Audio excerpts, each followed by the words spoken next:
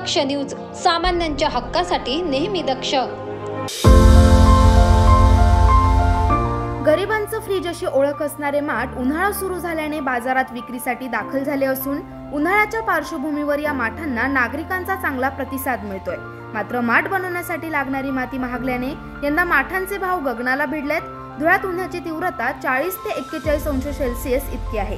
त्यामुळे सर्वसामान्य ग्राहक हे पारंपरिक पद्धतीने बनवण्यात आलेल्या माठांकडे वळत आहे। उन्हाळ्याची चाहूल लागताच थंडगार पाण्यासाठी अनेक जण नवीन फ्रीज खरेदी करतात। मात्र सर्वसामान्य आणि गरीब कुटुंबातील नागरिकांना फ्रीज खरेदी करणे शक्य नसल्याने गरिबांचे फ्रीज म्हणून ओळख असलेल्या पारंपरिक पद्धतीने बनवण्यात आलेल्या माठाचे मोठ्या प्रमाणात खरेदी केली जाते। आपलं उन्हाळ्याची चाहूल लागलेली आहे आता लोकांना आणि माठ विक्रेता हे चालू झालेली आहे। कारण माठाची किंमत आम्हाला म्हणजे मी 15 दिवसापासून बसून आहे तर कारण की माती उपलब्ध नाही आहे, मातीच भेटत नाही। कारण की माती जर घ्यायला गेलं तर रॉयल्टी मागतात। रॉयल्टी आम्हाला माफ असल्यावर सुद्धा आम्हाला म्हणजे आपलं मामलदार वगैरे तहसीलदार वगैरे आम्हाला त्रास देतात।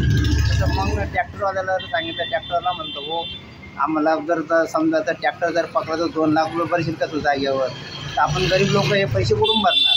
तर त्याच्यामुळे मी 15 दिवसापासून बसून खातोय। तर समजा आता गेल्या वर्षी मातीची किंमत एक ट्रॅक्टरची किंमत 2000 रुपये होती, तर यावर्षी 3 ते 4000 रुपये होऊन गेलेली।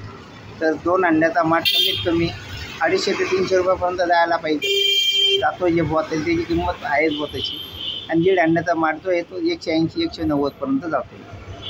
तर गरीब लोकांचा फ्रीज म्हणून ओळखला जाणारा माठ ही विक्रेता चालू झाली। यावेळेस कसा रिस्पॉन्स आहे माठाला? म्हणजे यावेळेस वर्षी रिस्पॉन्स चांगला आहे, कारण की उष्णतेच्या हिशोबाने व्यवस्थित। माठातील पाणी घशास हानिकारक नसते म्हणून लोक माठाला पसंती देतात। यामुळेच माठाला छप्पर फाडके मागणी वाढली आहे। 250 ते 300 रुपयात पाहिजे त्या आकारानुसार लोक माठ खरेदी करीत आहे।